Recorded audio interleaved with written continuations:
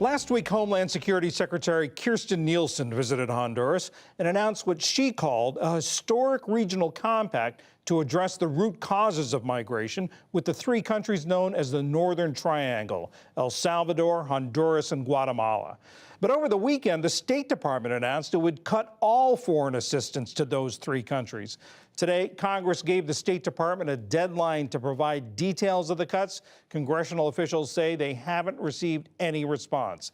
Nick Schifrin is here to make sense of this. Nick, what is this aid the United States gives these three countries? The U.S. has given hundreds of millions of dollars over the years to try and address the endemic problems that are in these countries, in part to try and address the root causes of migration, the reason that so many people leave these countries, go through Mexico, and try and reach the United States. Things like violence. This is the most violent part of the world outside of war zones. Things like endemic corruption, weak justice systems. At one point in these countries, 2 to 3% of all cases ended in conviction, and poverty. And so what these programs try and do is they try and lift people out of poverty, providing education, vocational programs, improving local governance, improving police forces and judicial systems.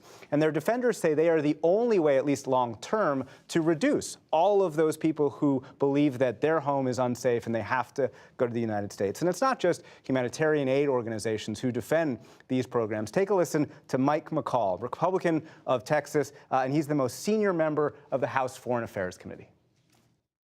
I think it's going to make things tragically worse, not better.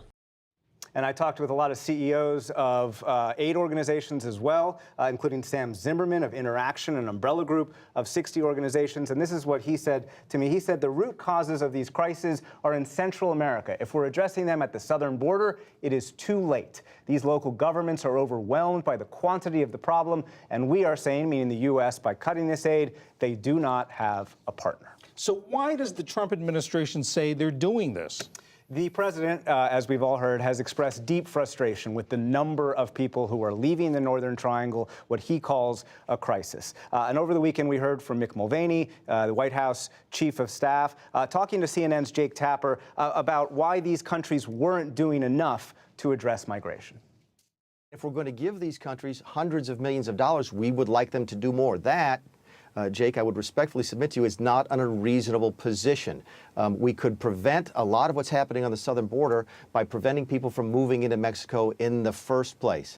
Of course, that is exactly what these programs are designed to do, to prevent them from moving through Mexico into the United States. But there is a larger debate that even defenders of the aid have, and they say these governments should be doing more. And as a congressional official who defends the aid put it to me earlier today, the U.S. should be telling these national governments, these three countries, that they need to improve all of their own programs and that the U.S. is going to hold them accountable. That, of course, is different than saying you're not doing enough, we're cutting all of this aid. So what details do we know of what aid programs are going to be cut? The administration has not provided any details to either Congress or the humanitarian organizations that do this. And as you mentioned, there were deadlines today. The administration basically ignored them. The State Department, though, cannot just cut this aid. What little we know about this aid is it comes from fiscal year 2017, fiscal year 2018, meaning it's already been appropriated by Congress. Since what the State Department has to do is work with the Appropriations Committee, the Senate Foreign Relations, and the House Foreign Affairs